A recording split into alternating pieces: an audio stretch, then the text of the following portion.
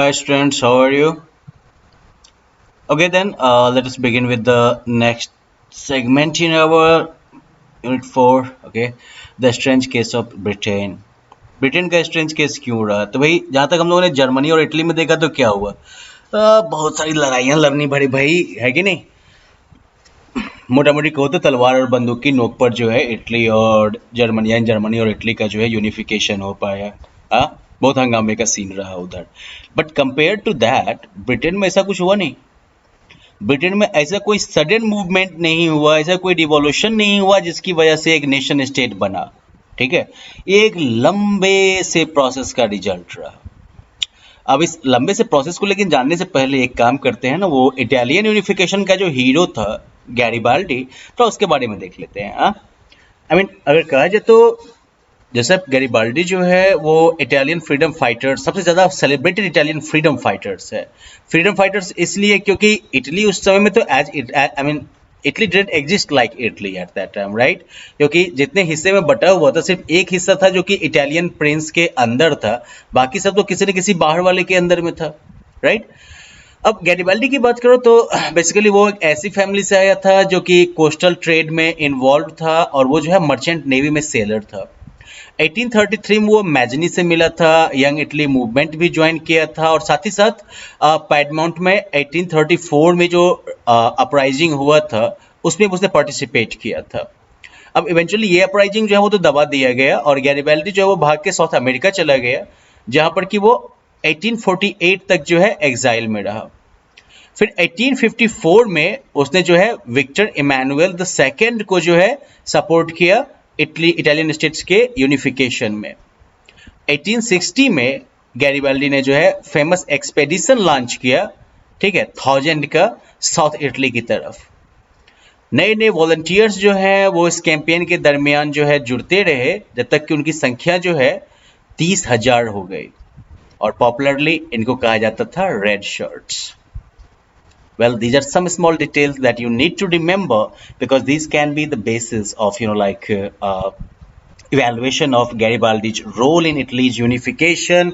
Okay, या फिर you might be asked simple question, who were red shirts? Okay, तो इसलिए जो है इसको तो ध्यान से पढ़िएगा जरूर। 1867 गैरिबाल्डी जो है वो वॉलंटियर्स की ही एक आर्मी को जो है रोम लेके जाता है यूनिफिकेशन के आखिरी बाधा पैपल स्टेट के साथ लड़ने के लिए, जहां पर कि फ्रेंच आर्मी की एक टुकड़ी जो थी वो तैनात थी इन पैपल स्टेट्स की रक्षा करने के लिए। ये रेड शर्ट्स बेचारे जो थे वो फ्रेंच और पोप की सेना के सामने में बिल्कुल टिक नहीं पाए थे। ये 1870 में ही हुआ, ठीक है। 1870 में जब प्रशिया के साथ वॉर में फ्रांस ने जो है अपनी सेना को रोम से निकाल दिया कि पैपल स्टेट्स ने फाइनली जो है इटली को ज्वाइन कर लिया, क्योंकि उसे लग गया कि भाई अब इटली के साथ जो है लड़ना जो है वो पॉसिबल नहीं है, ठीक है। तो बेसिकली पर्शियन वॉर्स में जो फ्रेंच का डिफीट हुआ और इस प्रोसेस में उन्होंने जो अपना ट्रूप्स विड्रॉ किया रोम से, उस वजह से जो है इटली का यूनिफिकेशन प्रोसेस जो है वो कंप्लीट हो पाया। सो वेल या the strange veg history works, but well let us focus on England, right, जहां पर कि ना तो गैरिबाल्डी जैसा कोई हीरो बना और ना ही ओटो वन बिस्मार्क की जरूरत पड़ी। रीजन ये है कि ब्रिटेन ऐसे लगा कि खुद ब खुद धीरे धीरे एक नेशन स्टेट बन गया। अब देखो एक्चुअली ब्रिटिश 18th सेंचुरी से पहले अगर बात करिए अब, तो there was no British nation, कोई ब्रिटिश नेशन नाम की चीज नहीं थी। वहां पर जो प्राइमरी आइडेंटिटी थी, ब्रिटिश आइलैंड पर रहने वाले जो प्राइमरी लोग थे उनकी जो प्राइमरी आइडेंटिटी थी वो एथनिक बेसिस पर थी, जैसे कि इंग्लिश हो गए, वेल्स हो गए, स्कॉट हो गए या आयरिश हो गए, ये अलग अलग एथनिक आइडेंटिटीज थी, ठीक है। इस तरह से हम लोग के हैं ना, बिहार, पंजाब, बंगाल, नॉर्थ ईस्टर्न वालों की अपनी अलग एथनिक आइडेंटिटी है, तो ऐसे ही अलग अलग एथनिक आइडेंटिटीज।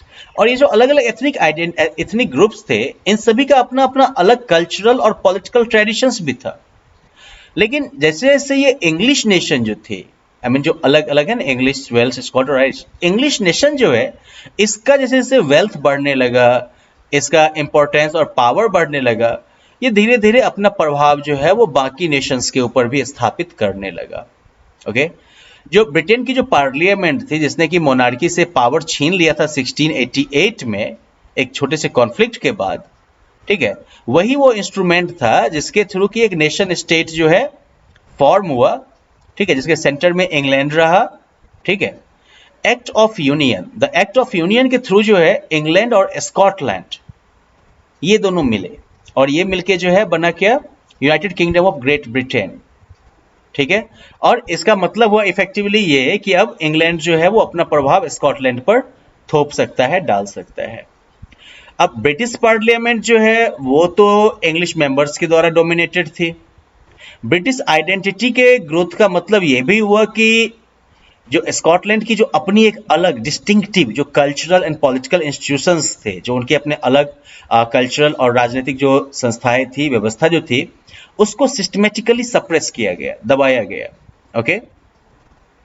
जो कैथोलिक क्लैंस थे स्कॉटलैंड में, बेसिकली लाइक स्कॉटलैंड खास करके जो है स्कॉटिश हाईलैंड्स के एरियाज के जो कैथोलिक क्लैंस थे, कैथोलिक जो कह सकते हो कबीले थे या खानदान थे, उन सभी को तो जबरदस्त रिप्रेशन का सामना करना पड़ा जब कभी भी वो लोग अपने आज़ादी की कोशिश किए, बात किए, ओके। इनफैक्ट जो स्कॉटिश हाईलैंडर्स जो थे, स्कॉटिश हाईलैंड्स में रहने वाले जो थे, उनको अपनी गैलिक लैंग्वेज बोलने से उनको जो है मना किया गया था, दे वर फॉरबिडन, मतलब कि वो बिल्कुल नहीं कर सकते, वर्जित था उनके लिए, या फिर अपना नेशनल ड्रेस पहनना, या फिर और उनमें से बहुत सारे जो थे उनको जबरदस्ती जो है उनके होमलैंड से भगा दिया गया, ठीक है, कि बाबा बनने की जरूरत नहीं है। आयरलैंड का भी सिमिलर हाल हुआ। अब ये कंट्री जो है आयरलैंड भी जो है कैथोलिक और प्रोटेस्टेंट में डिवाइडेड था। इंग्लिश ने क्या किया, तो प्रोटेस्टेंट्स का जो है हेल्प किया, ठीक है, उन्होंने जो है प्रोटेस्टेंट्स का हेल्प किया ताकि वो जो है कह सकते हो कि मेजोरिटी कैथोलिक कंट्री के अंदर अपना दबदबा बना ले। जो कैथोलिक जिन्होंने कि ब्रिटिश डोमिनेंस का विरोध किया, उनको दबा दिया गया।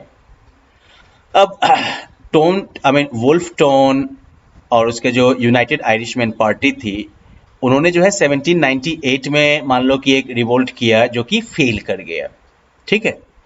और इस फेल्ड रिवॉल्यूशन के बाद जो है क्या हुआ, तो आयरलैंड को जो है जबरदस्ती इनकॉर्पोरेट कर लिया गया यूनाइटेड किंगडम में 1801 में। तो भाई आयरलैंड भी आके मिल गया। तो इस तरीके से जो है जो ब्रिटिश नेशन का जो जन्म होता है, द नया ब्रिटिश नेशन जो बनता है, वो किस तरीके से तैयार होता है, किस तरीके से फोर्ज होता है वो, तो बेसिकली इंग्लिश कल्चर के प्रोपेगेशन के द्वारा, ठीक है, इंग्लिश कल्चर के डोमिनेंस को फैला के उसको जो है प्रोपेगेट करके ही जो है ये एक ब्रिटिश नेशन बनता है। और इस नए ब्रिटेन के सिंबल्स क्या क्या है, तो वेल इनके सिंबल्स हैं ब्रिटिश फ्लैग जो कि है यूनियन जैक कहलाता है, national anthem God save our noble king, साथ साथ इंग्लिश लैंग्वेज, ये सब जो है एक्टिवली प्रमोट किए गए, ठीक है। और बेसिकली जो ओल्डर नेशंस थे जैसे कि गैलिक स्कॉट हो गए, गैलिक हो गए, आयरिश हो गए, वगैरह वगैरह, ये सब बेचारे जो है वो क्या कह सकते हो, छुट भैया नेता की तरह इस यूनियन के अंदर रह गए। मतलब ये सबऑर्डिनेट पार्टनर्स हो गए कि पार्टनर तो हैं ये, लेकिन इनका कोई खास लेवल नहीं रहेगा। So that is why like Britain presents a very different case. ये धीरे धीरे हुआ, अनलाइक लाइक इटली और जर्मनी जहां पर कि धड़ाम धड़ाम सब कुछ सारे चेंजेस हो गए और नेशन स्टेट जो है वो फॉर्म हो गया। Well this case or Britain presented an entirely different case. Now in the next session we are going to look at visualizing the nation, जहाँ पर कि हम जो है इसके different visual forms को देखेंगे वगैरह वगैरह, और फिर जो है हम नेशनलिज्म के सबसे कह सकते हो कि अभी तक के सबसे ज़्यादा क्रिटिसाइज्ड साइड इफेक्ट imperialism को भी देखेंगे, but those sections will be dealt with in later classes, okay? In the meantime, just let's wrap it up here with this, okay? तो आप लोगों को एक काम करना है, like in the meantime you have understood basically unification of Germany, unification of Italy, and then how like British unification was very different than these, and it gives like pretty much the idea of different ways in which national identity could be formed, nation state could be formed, right? And how it can take different ways, okay? So well, that's it for today's session. See you in the next.